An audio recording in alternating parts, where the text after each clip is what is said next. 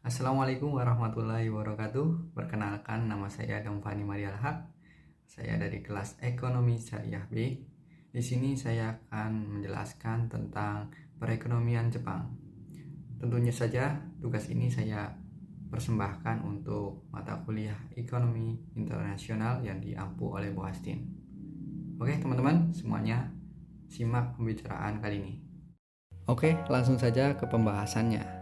Berdasarkan berita yang beredar, perekonomian Jepang telah mengalami kontraksi terparah sepanjang sejarah sebagai dampak berlangsungnya pandemi virus corona atau kita sebut juga dengan COVID-19. Hal itu tidak dipungkiri bahwasanya di negara kita, yaitu negara tercinta Indonesia, juga mengalami hal yang serupa. Kita juga terdampak oleh pandemi virus corona.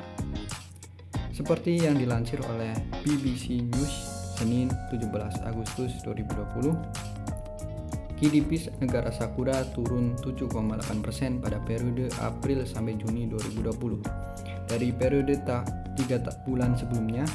Secara year on year, GDP Jepang terjun sampai 27,8%.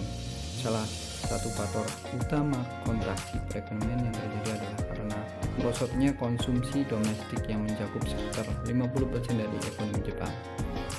Ekspor juga mengalami penurunan tajam karena perdagangan global terhambat pandemi.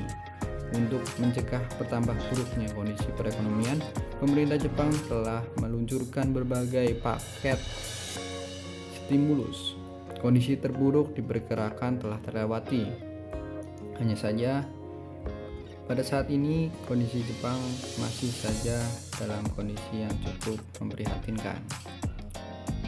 Flashback sebelum Perang Dunia Kedua, tepatnya sejak 1639, pemerintah militer Tokugawa menerapkan politik isolasi atau disebut juga dengan Sakoku yang membatasi secara ketat pengaruh asing yang masuk ke dalam negeri.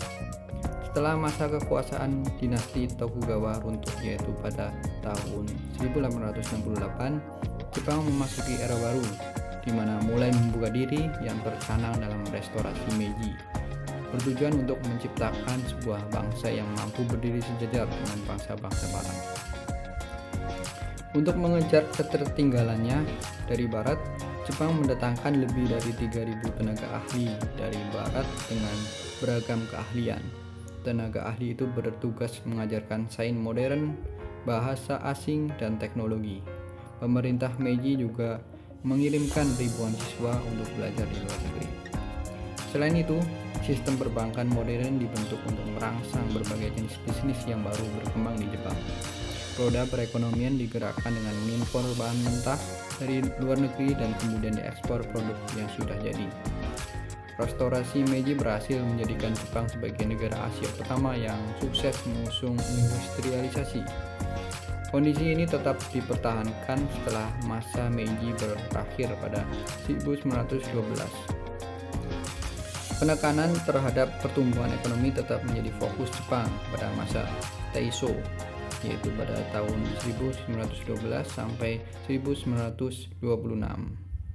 Kemudian pada suatu saat ada tragedi yang mengenaskan bagi negara Jepang, yaitu kita semua tahulah bahwasanya di Jepang pernah ada tragedi jatuhnya bom atom di Hiroshima dan Nagasaki pada 1945, menghentikan semuanya. Jepang luluh lantak, infrastruktur rusak parah. Pemerintah Jepang harus membangun kembali negeri dari puing-puing kehancuran.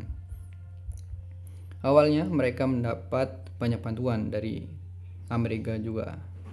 Namun tak ada yang mengira perbaikan ekonomi Jepang bisa dicapai dalam waktu relatif singkat. Pada 1960, mereka juga mengalami kondisi yang stabil. Kondisi ekonomi sudah menyamai keadaan sebelum perang. Ini membuat banyak orang terkejut dan menyebutnya sebagai keajaiban. Pertumbuhan cepat ini terus berlangsung hingga 1990-an. Kebangkitan Hiroshima dan Nagasaki tersebut mengingatkan kita pada sebuah mitologi burung punik yang dimana bisa terlahir kembali dari kematiannya. Jepang mulai kemajuan ekonominya dengan meniru barang-barang yang sudah ada. Mereka membuat imitasi kasar dari kamera Jerman seperti Leica dan Rolleiflex. Tapi mereka terus meningkatkan kemampuan untuk memproduksi benda-benda tersebut sehingga menghasilkan barang-barang yang dengan kualitas yang lebih tinggi. Yang seperti kita ketahui bahwasanya ada kamera yang lebih bagus yaitu Sony. Pada akhirnya, perusahaan Jepang malah mampu berinovasi dan mengalahkan barang-barang produksi barat. Perlahan tapi pasti, Jepang mulai merebut pasar di banyak lini, terutama peralatan optik, elektronik, dan industri otomotif. Begitulah kondisi Jepang, yaitu banyak sekali perjalanan yang dilewati oleh negara Jepang tersebut.